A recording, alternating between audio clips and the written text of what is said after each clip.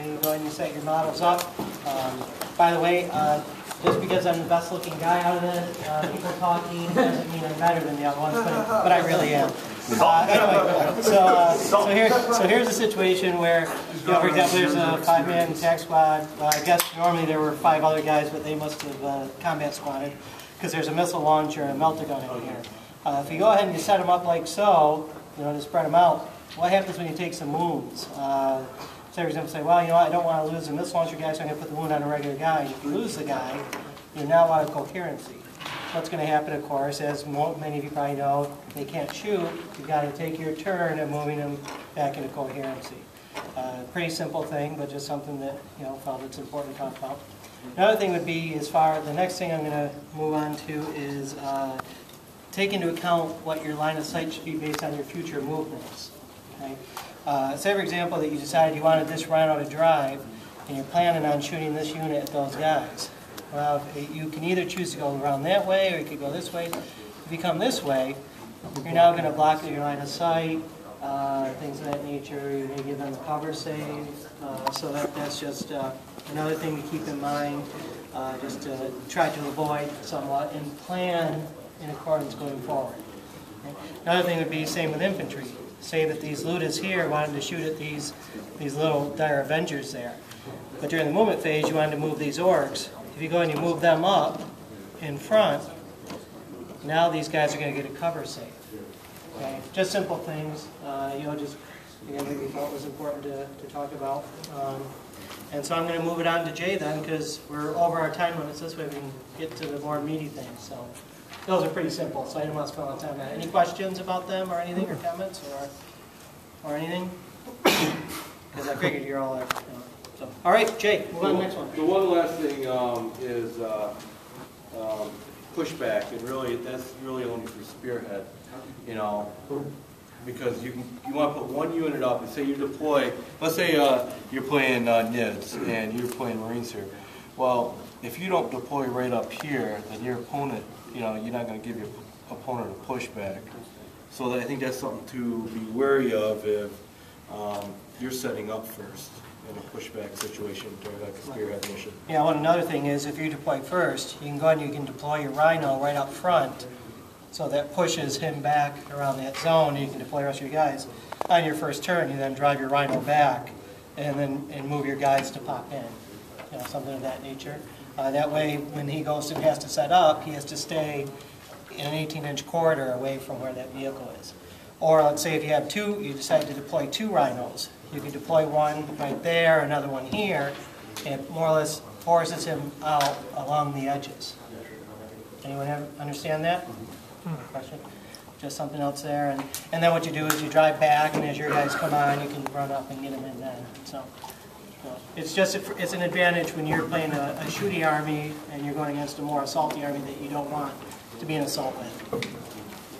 I think we're going to move on to the movement phase. I think you asked the first question, so I don't know if you pick cool. up or not. But. Play Tau, but I can find a use for these. We're going to move into movement. And I think the first thing up on movement is really bubble wrap. I think we started to talk. Ben, do you want to talk a little bit about bubble wrap? Oh, I'm sorry, you're being interrupted. Yeah, sure. All right, so we can actually use this setup right here too. All right. So let's say now I'm the Space Marine guy, and the Dark Eldar are the enemy all of a sudden. So bubble wrap means exactly that. It means you're gonna package whatever's important to you and prevent it from being assaulted by surrounding it with another unit. And 9 times out of 10, what this means is bubble wrapping some of your vehicles. So let's say, for example, the game has progressed, and here's the situation. So by surrounding my rhinos and other vehicles, let's say I've got a Land Raider 2, with my infantry, I can prevent him from charging the rhinos by basically surrounding them. And it's not that this is always the right thing to do, but for a lot of armies, say Imperial Guard, the vehicles are what it's all about. At the end of the day, your vehicles are your shining stars. There's probably 10 more guys inside of them. And that's what your army is really all about and how it works. So for Imperial Guard, for example, it's often a very good idea to have one squad or large, combined squad out on foot, and use that to kind of surround all your vehicles. And that's going to be kind of your sacrificial, blocking squad. And they're going to bubble wrap, as it said, all of your vehicles and ensure that the enemy can't charge them. They can kill the guys in that squad, and they probably will, but that buys you another turn to shoot the heck out of them on the following phase.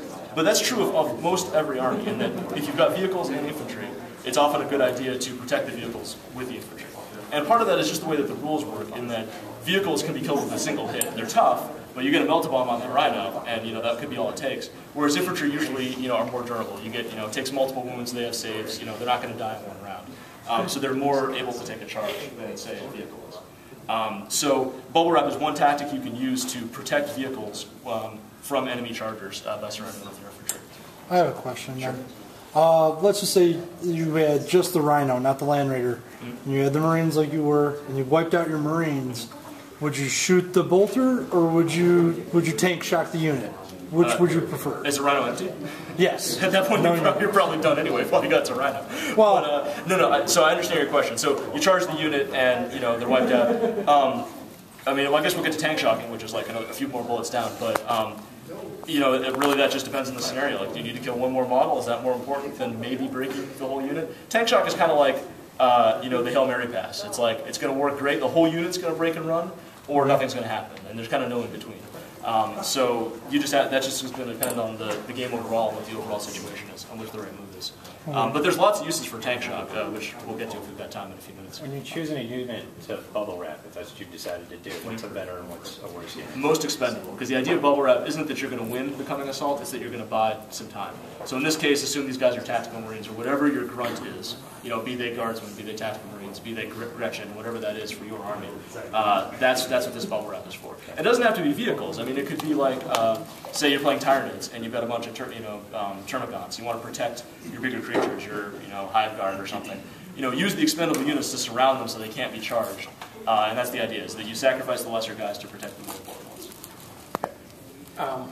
You guys may get to this later, but is it also okay to use like a Dreadnought or Armored Sentinels to engage a unit to, in effect, bubble wrap an area, because they're now locked in combat with this thing that they have a snowball's chance in hell of actually dealing? That's actually, that's not bubble wrapping, but that's another tactic called tar pitting, basically, which is absolutely great. Like, it's one of the best things about walkers is that you throw them in with people, and even if they don't win, a lot of units can't hurt them. So it's a way to take an assault unit out of the game, or at least buy you some time if it's going to take them all to kill it. So that's a great idea, but that's a separate tactic too.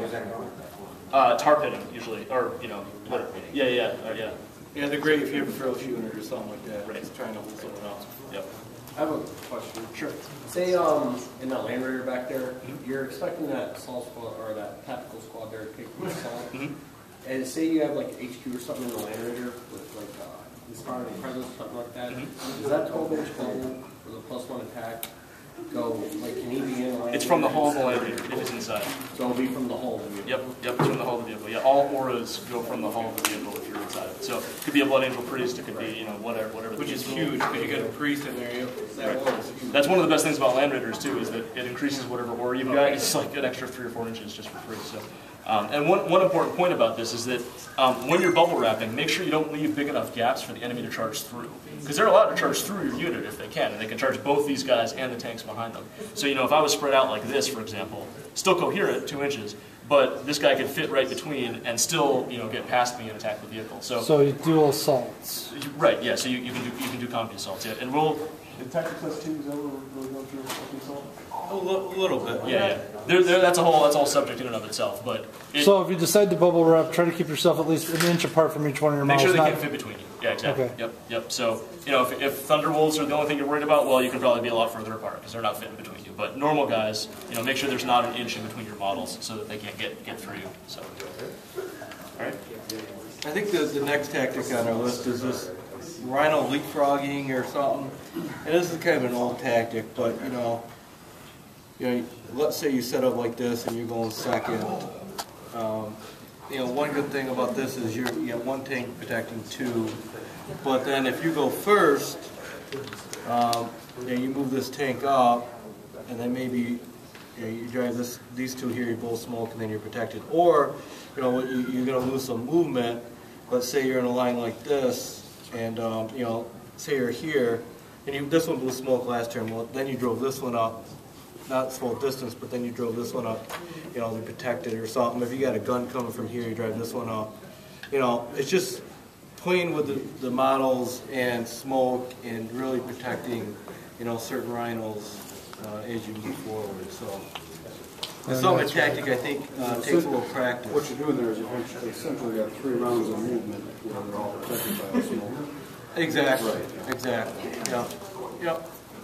And I think it's something you got to play with. You got to be careful of not moving the, you know, if this one goes around or this one protects it or something like that. You can't, you know, move faster than the other one. But that's something that I think has been used in many games.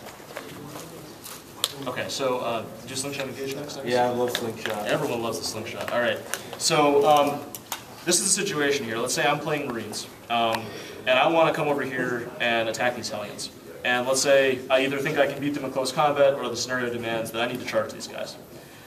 So this is the situation. I'm 13 inches away, at least. So you know, okay, I'm 13 inches away, and you know, even if you don't have the luxury of pre-measuring like you would, you know, like you would here in a real game, you can't pre-measure. You know, it's obvious this is a long charge at best, and in fact, you're just a little bit out. But in fact, you can charge in this situation. And the key to that is this librarian who's chilling out here. Now, maybe he's with another squad, or maybe he's just a lone survivor or something. But because he's there, you're allowed to do. You're going to be able to get off a charge. So first things first is you move your guys up 6 inches. You know, go as far as you can towards the enemy unit. You allow them to join the unit? Is that the idea? Yep. So okay. So you move these guys first. And then you move the librarian such that he moves over here and joins the unit, right? So he's 2 inches coherent to the unit, and actually could have been gone a little bit further. And he joins this unit. All right, now it's the assault phase. Now I declare a charge of this unit on these guys. So these guys, all these models are still 6 inches away. We know that. We measured, or at least we guessed that ahead of time. But the librarian is now within charge range. So what in effect has happened is that he has slingshotted your unit into the enemy and allowed you to charge, when otherwise you wouldn't be able to. So you move up here, you know, you slingshot, and it's not just the librarian who's going to get to fight, because they have to pile in. So in effect, you get all your guys to fight, even though you're out of charge range at the start of the turn. And this is very commonly used by good players. It happens all the time. It's a lot of fun. Now, do you have to announce that he joined the unit? Yeah, in the movement phase, yeah. And actually, if you're within 2 inches of them, you have to. If he was within 2 inches of multiple units, you have to. And I typically say he's with that unit, so there's no questions during the assault. I just thought I'd ask because some people might not remember. Well, and I do that a lot because if that guy is with this unit, there's another unit. I say this guy's with that unit, so there's no question. Okay.